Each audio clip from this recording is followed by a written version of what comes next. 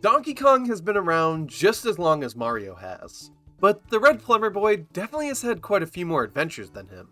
With the release of Donkey Kong Bananza though, marks DK's first 3D platforming adventure in 25 years.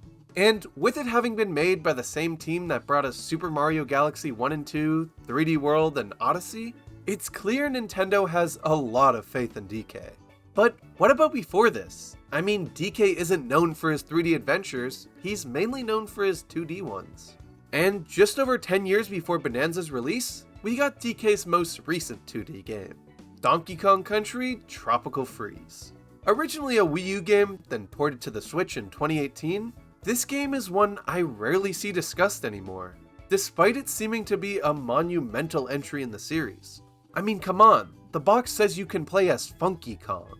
But does this game actually live up to the incredible SNES trilogy that came before it? And is it even worth playing now that we have Bananza? Or is it just basically Donkey Kong Country Returns 2?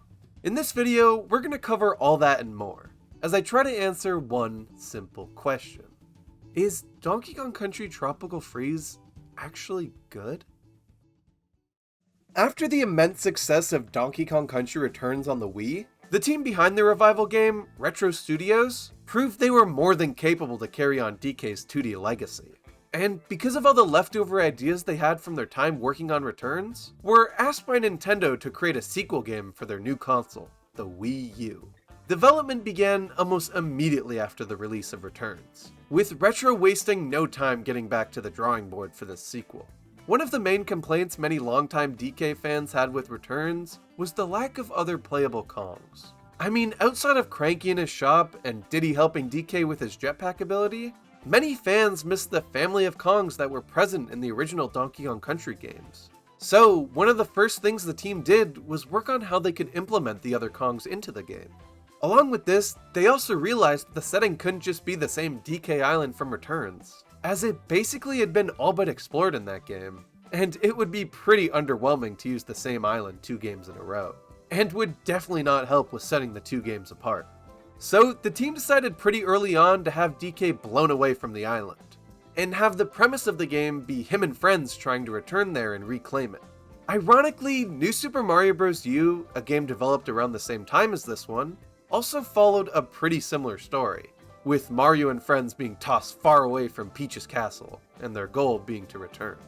Although I imagine this was probably a coincidence. Early concept art from this game's development proves that setting the sequel apart from Returns was one of the team's biggest focuses. One piece shows DK using a small bird to glide down a bramble-filled hole, another shows early concept art for the game's 5th world Juicy Jungle, with a bunch of pigs working the cogs of the factory, and one even shows DK on the moon, truly showing that they wanted this game to be out of this world.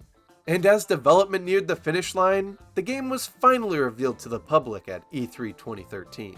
But people were not happy with this reveal. You see, as much as everyone loved Returns on the Wii and thought Retro Studios did an amazing job, this was not the game they were expecting from them. Retro Studios is most well known for the Metroid Prime games, with all 3 entries being beloved by fans. So seeing a studio known for creating these amazing 3D Metroidvanias making another 2D Donkey Kong, just a couple years after the last one, was really disappointing for a lot of people, and led to not much excitement and hype around this game's release, alongside the fact that the Wii U was already failing. Things got so bad for this game's promotional run that Nintendo made a full-on trailer for Cranky Kong's introduction. Yes, that's what will get people to buy the Wii U. We tell them you can play as this old monkey with a cane. But regardless, after a not-so-successful promotional run, Donkey Kong Country Tropical Freeze was released on February 13th, 2014. Upon starting the game, you're greeted with this incredible opening cutscene. DK and the gang are celebrating his birthday, and considering the fact that this game came out in 2014, exactly 20 years after the first Donkey Kong Country game, this party is likely in celebration of that as well. But while DK's enjoying his party, off in the distance, an evil group of Vikings called the Snowman set their sights on Donkey Kong Island, planning to invade and take over the island. And with one gust of his enchanted horn, the main antagonist of this game, Lord Frederick, sends a giant ice dragon to the island. And upon noticing the sudden decrease in temperature after a snowflake puts out the candle on DK's cake, the Kongs quickly go outside to investigate, only to be blown sky high by the ice dragon as it freezes over the island and the snowmads establish their rule. I absolutely adore this opening. Not only is it unbelievably well animated and super cute with DK celebrating his birthday, the plot it sets up is so much more interesting than Returns in my opinion. The Snowmads are a powerful group of Vikings, who seemingly with the intense power their leader possesses, take over any islands they want, this time choosing Donkey Kong Island.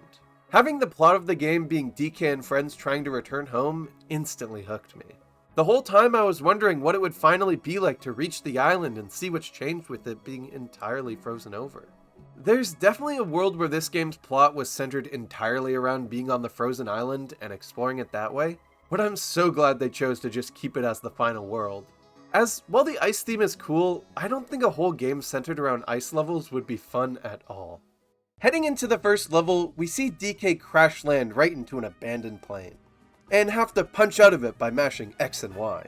This first level does a really great job at introducing the player to the vibe of this game and how its stages work. It's incredibly obvious from the start how much of a focus this game has on bringing its levels to life. Even though you've just crash landed here, this place feels lived in.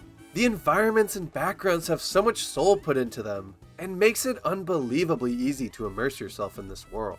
The coolest part of this opening level though, has to be the reintroduction of underwater sections. In most games, especially 2D platformers, water levels are some of the most hated stages ever.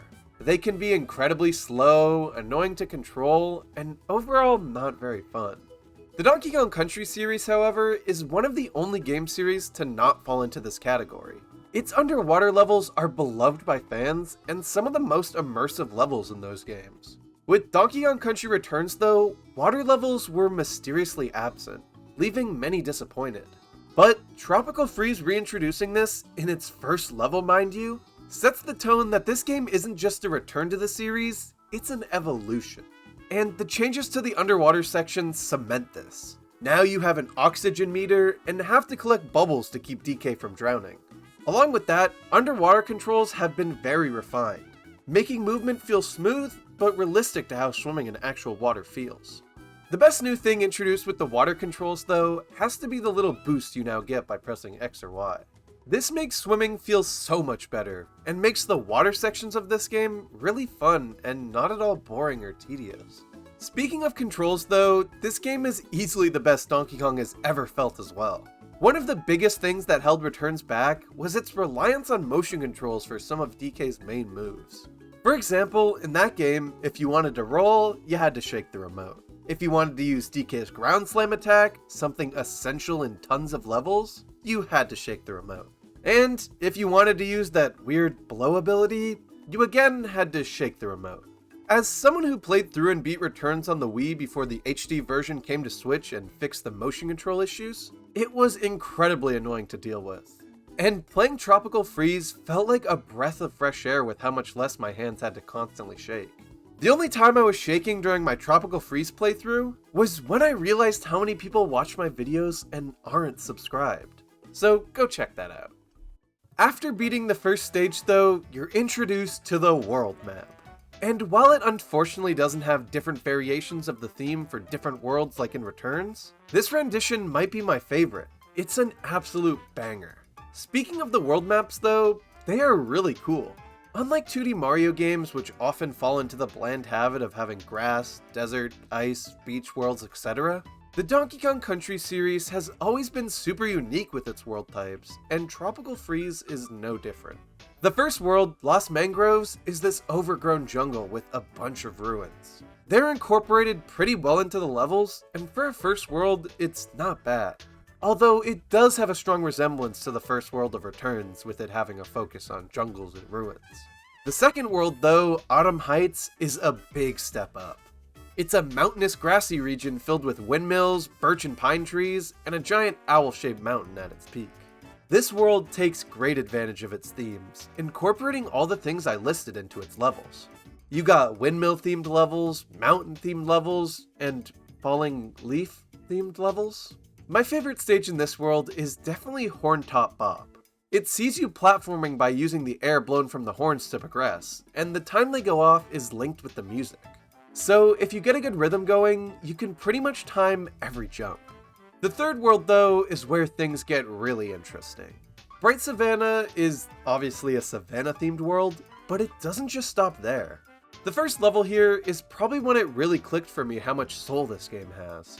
The music here is incredibly tribal, and combined with the moving elephant, zebra, and giraffe platforms that seem to be dancing with the music, the vibes here are immaculate. This is a place I actually wish I could go to. Retro Studios did an incredible job bringing the worlds of this game to life, with this world literally being alive with all its moving parts. Things kind of slow down with World 4 Seabreeze Cove just being your basic beach world, but this is where you find this game's fully underwater levels, and they are magnificent. From the beautiful ambience of Abyss Abyss, to the fast-moving parts of Irate 8. While this world may falter a bit in its basic theming, its levels are top-notch. Theming-wise, things ramp up again with Juicy Jungle. Where the concept art I showed earlier for this world showed it being manually run by pigs, in the final game, it's a completely automatic fruit and juice factory. And the way this idea is incorporated into the levels is nothing short of incredible. All the moving parts of this factory are shown in these levels, from the fruit being harvested to how it's transported, and eventually to how it's sliced up and juiced. I love how instead of having this theme just be in the background to bring this world to life, you actively are making your way through it, with a lot of the platforms you jump across directly being caused by the factory, like jumping on these sliced fruits to cross these spinning blades, or riding the watermelons across these conveyor belts.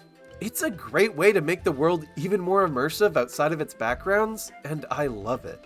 This game may be a 2D platformer, but it has all the soul and love you'd see in a big 3D game, and goes to show that Retro wasn't just holding back because this was another 2D DK game. The sixth and final world of the main campaign, Donkey Kong Island, is pretty awesome as well. Alongside being completely frozen over, changing the entire vibe of this place, each world from Donkey Kong Country Returns is represented here by a level, and I adore that. Running through and seeing the places I explored in the previous game be completely changed and frozen over was a really fun touch.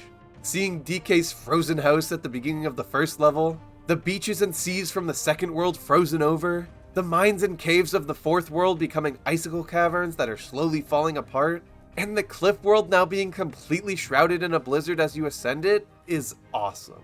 And these iconic locations don't feel alien in this game. Just because everything's frozen over doesn't mean the remnants of what this island was aren't still visible. And noticing those little things after playing Returns was one of the coolest parts of this world for me.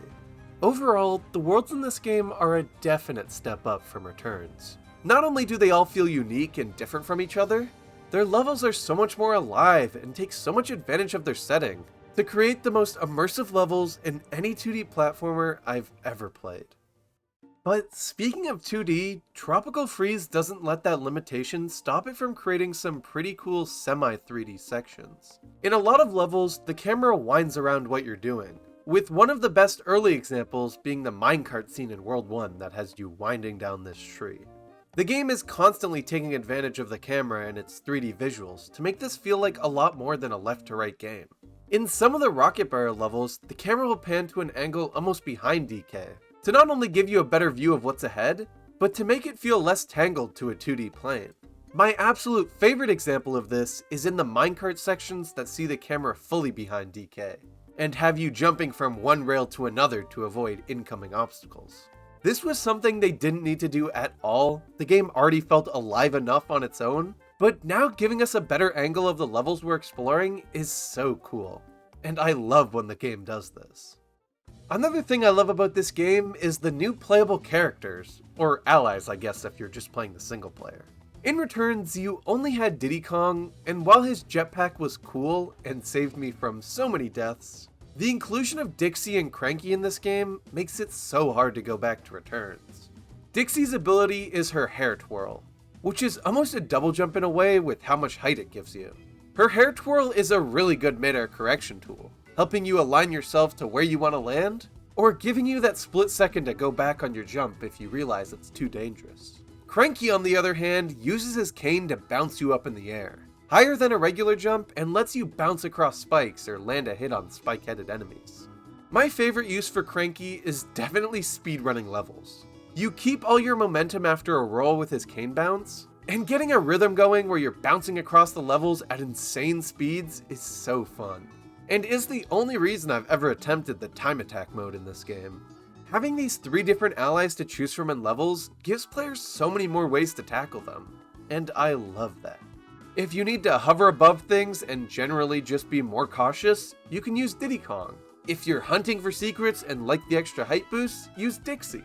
And if you're a crazy speedrunner who wants to bounce across the world, you can use Cranky. My favorite of the bunch though is definitely Dixie. Her hair twirling ability is unmatched, and being able to swim through jet streams with her hair underwater makes her very useful in a lot of cases. In the Switch port, we also got Funky Kong as a playable character. Sadly though, he is exclusive to the new Funky mode, which is basically an easy mode. Jumping around with his surfboard is really fun, just wish he was more than an easy mode. Now only if we could get Chunky Kong as a playable character. His voice is music to my ears.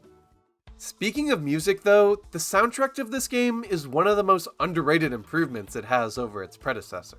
Returns relied heavily on remixed arrangements of classic DKC songs, and while that was cool for that game, it led to its soundtrack being very underwhelming in terms of its new themes.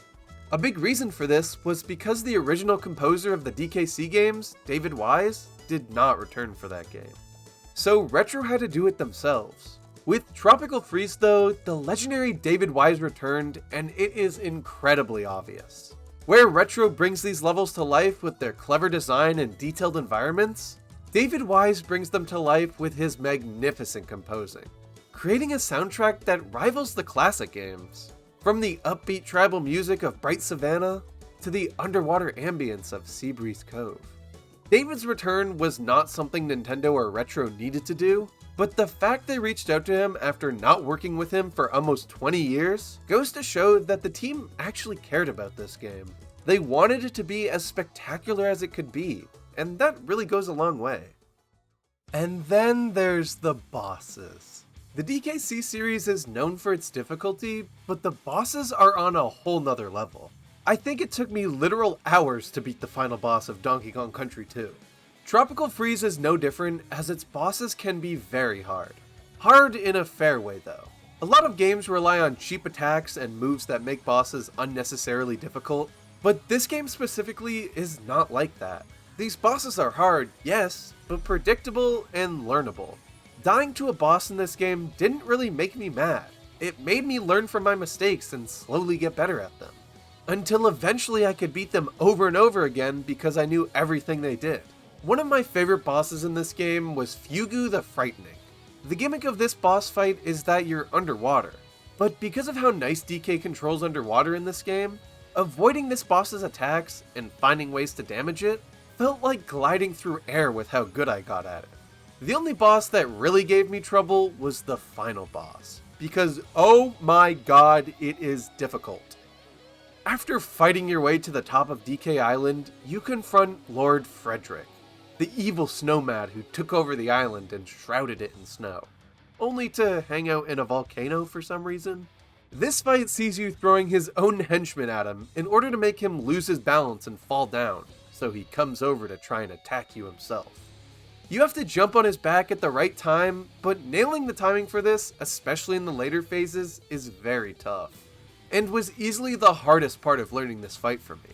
As the fight progresses, he gets more and more aggressive, and alongside falling ice dragons, lava geysers, and slippery platforms, it's no secret Retro went all out on making this final boss as hard as it could be. But with good practice and a lot of patience, it's doable, and very satisfying to defeat him. Donkey Kong Country Tropical Freeze was the last game Nintendo fans wanted when it got announced. I mean, more Donkey Kong over Metroid Prime? What were they thinking? And where a lot of people lost hope the second it got announced, what they failed to realize was that just because it wasn't Metroid Prime, didn't mean Retro wasn't going to put the same amount of care and effort into it. From the beginning, they know they didn't want this just to be another Donkey Kong Country Returns. They wanted to make it unique. And with the inclusion of 2 new Kongs, 3 if you count the Switch port, and its many new additions and return of David Wise, they ended up making a game that to me is on par and in some ways exceeds the original SNES trilogy. The way the worlds and levels are brought to life in this game will never cease to amaze me. I've genuinely never been more immersed and in love with a 2D platformer's worlds. This is not like Mario at all. It's so much different in its design, music, and controls that seeing this series, and specifically this game, being seen as just more Nintendo 2D slop is so disrespectful to the masterclass in platforming that it really is. Even with Bananza now, this game stands on its own as an incredible Donkey Kong game and an even better platformer, and is absolutely still worth playing today. So, to answer the question posed at the very beginning of this video, is Donkey Kong Country Tropical Freeze actually good? I think you know the answer.